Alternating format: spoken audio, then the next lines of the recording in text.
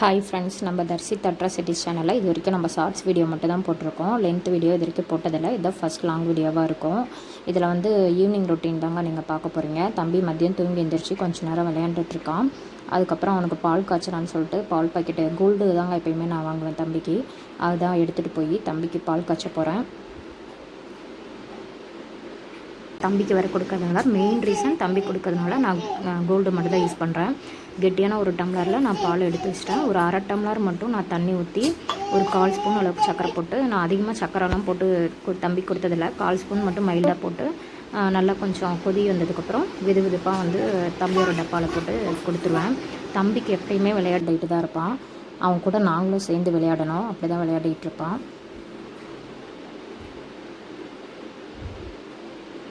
தம்பி வந்து அந்த சோப்பாவில் தூங்கும்போது அடியில் துப்பாக்கி இருந்தது, அது பார்க்காம தூங்கிட்டான். அது ஏதோ குத்துதுன்னு சொன்னால் அதனால் அதை எடுத்து வச்சிட்ருக்கேன்.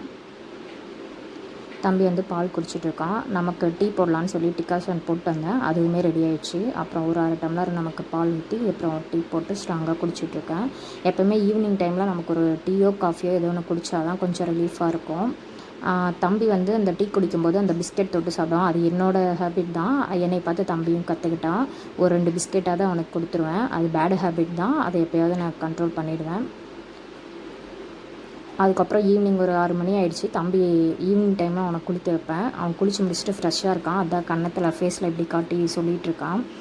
இன்றைக்கி வந்து ஃப்ரைடேங்க, அதனால் சாமிக்கெல்லாம் பூஜை பண்ணிவிட்டு சாமிக்கெல்லாம் விளக்கேற்றிட்டு அப்புறம் என்னோடய ரொட்டீனை பார்க்க போயிட்டேன். பூரியும் உருளைக்கிழங்கு கிரேவி தாங்க இன்றைக்கி பண்ண போகிறேன்.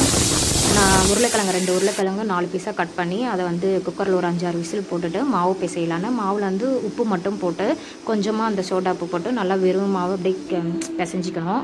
அதுக்கப்புறம் கொஞ்சம் கொஞ்சமாக தண்ணி தெளித்து நல்லா அந்த அழுத்தம் கொடுத்து பிசையணும். அப்போ தான் நல்லாயிருக்கும், சாஃப்டாக இருக்கும். அதுக்கப்புறம் லாஸ்ட்டாக ஒரு 2 ஸ்பூன் எண்ணெய் ஊற்றி கொஞ்சம் நல்லா ஃபுல்லாக ஃபைனலாக பிசைஞ்சு விட்டுருணும். இப்படி தொட்டு பார்க்கும்போது கையில் ஒட்டாமல் வரணும். அது தனியாக அப்படியே எடுத்து வச்சுட்டா ஒரு 1/2 மணி நேரம் 1 மணி நேரம் ஊறட்டும். மறுபடியும் தம்பி வந்து என்கிட்ட அதை பேசிகிட்டு இருக்கான். தும்பா குட்டி பாலா செவ்வாய் சோப்பாளி குத்துக்கோ. ஆமாம். அதுக்கப்புறம் உருளைக்கிழங்கு பாருங்கள் எந்த அளவுக்கு வெந்திருக்குன்னு உங்களுக்கு கத்தியில் நான் குத்தி காமிக்கிறேன். நல்லா சாஃப்டாக வெந்திருக்கு பாருங்கள். இந்த அளவுக்கு இருந்தால் போதும். ஒரு 5லேருந்து 6 விசில் விட்டாவே நல்லா சாஃப்டாக வெந்துடும். அதுக்கப்புறம் ஒரு கடாய் வச்சு அதில் எண்ணெய் ஊற்றி கொஞ்சமாக கடுகு, கடலைப்பருப்பு வந்து ஒரு 1/2 ஸ்பூன் அளவுக்கு நான் போட்டிருக்கேன். அது நல்லாயிருக்கும், சாப்பிடும்போது கடிப்படும், அது நல்லாயிருக்கும். அப்புறம் இஞ்சி பூண்டு பேஸ்ட்டு ஒரு 1/2 ஸ்பூன் போட்டு அது நல்லா ஃப்ரை பண்ணிகிட்ருக்கேன். அதுக்கப்புறம் 2 பச்சை மிளகா அதிலே கீரி போட்டிருக்கேன். நம்ம வந்து மிளகாத்தூள் சேர்த்த மாட்டோம், அதில் வந்து கலர் கொடுத்துரும். இது வந்து பச்சை மிளகா போட்டால் அந்த எல்லோயிஸ் அப்படியே இருக்கும். அதனால் பச்சை மிளகா 2 கீரி எண்ணெயிலே போட்டேன். இந்த காரத்துக்கு நல்லா இருக்குது.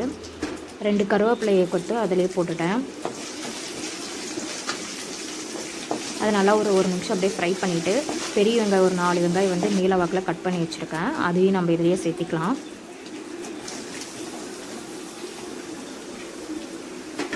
இந்த வெங்காயம் வணங்கிறதுக்கு ஒரு 1/2 ஸ்பூன் அளவுக்கு உப்பு போட்டு நல்லா 2 டைம் அப்படியே கிளறி விட்டுக்கலாம்.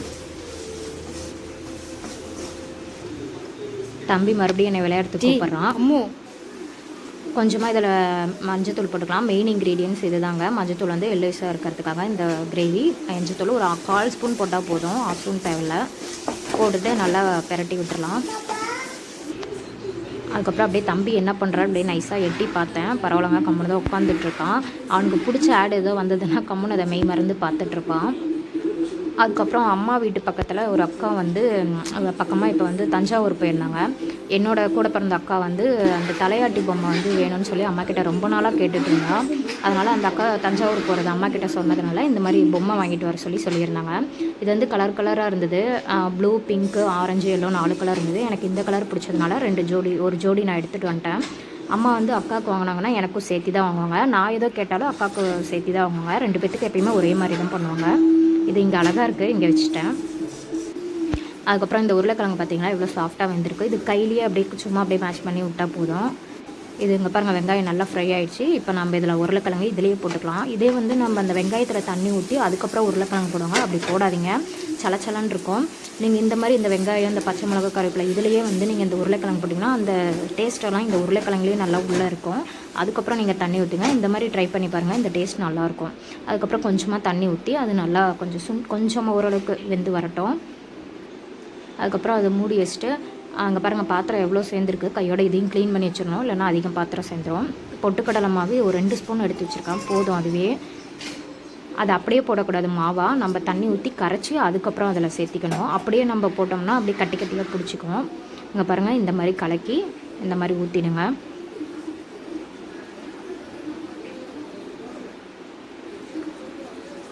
அதுக்கப்புறம் அந்த பவுல்லே கொஞ்சமாக தண்ணி சேர்த்து அதையும் கலக்கி ஊற்றிடுங்க.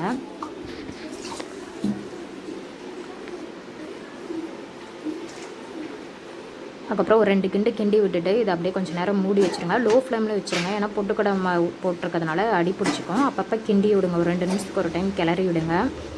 இங்கே பாருங்கள் எந்த அளவுக்கு இருக்குன்னு. ஒரு 5 மினிட்ஸ் மறுபடியும் அப்படியே இருக்கட்டும். இப்போ ஃபஸ்ட்டு இருந்ததுக்கும் இப்போ பார்த்தீங்கன்னா இப்போ பாருங்கள் கொஞ்சம் ஓரளவுக்கு திக்னஸ் வந்த மாதிரி இருக்குது. எனக்கு வந்து இந்த அளவுக்கு போதுங்க. எனக்கு ரொம்ப தொக்கா இருந்துச்சுன்னா பிடிக்காது. அதனால் கொஞ்சம் லிக்யூடாக கொஞ்சம் தண்ணி பதத்துக்கு நான் வச்சுருக்கேன். ஏன்னா இது இறக்கி வச்சேன்னா அந்த சூடுக்கே வந்து இன்னும் கொஞ்சம் கெட்டி பதம் வரும். அதனால் இந்த அளவுக்கு நான் இறக்கி வச்சிட்டேன். இங்கே பாருங்கள் மாவு அப்படியே இருக்குது. ஒரு மணி நேரம் அப்படியே ஊறட்டும். பாத்திரம் பாருங்கள் கையோடு அதுவும் நான் க்ளீன் பண்ணிட்டேன், இல்லைன்னா அதிகம் பாத்திரம் சேர்ந்துடும். ஒரு 7:30 ஆகிடுச்சுங்க. இதுக்கே நான் தம்பிக்கு மட்டும் 2 மாவு பிசைஞ்சு அவனுக்கு மட்டும் போட்டு கொடுத்துட்டேன். நாங்கள் சாப்பிட்றதுக்கு எப்படி ஒரு 9 o'clock ஆகிடும். தம்பிக்கு மட்டும் எப்போயுமே ஒரு 7:30 மணி 8 மணிக்கெலாம் அவனுக்கு ஊட்டி விட்டுருவேன். அவனுக்கு மட்டும் 2 மாவு பிடிச்சி அவனுக்கு பூரி போட்டு கொடுத்துட்ருக்கேன். மேக்ஸிமம் வந்து குழந்தைங்களுக்கு நைட் டைமில் பூரி கொடுக்காதீங்க, அவாய்ட் பண்ணிக்கோங்க. நானுமே அப்படி தான் கொடுக்க மாட்டேன்.